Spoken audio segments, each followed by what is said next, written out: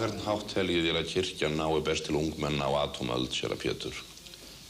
Með því fyrst og fremst að þeir sem eru kallaðir til þess að boða æskunni orð Krists, að þeim auðnist að láta það koma frá hjartanu. Því að það eini möguleikinn til þess að það orð nái aftur til hjartna hinna ungu.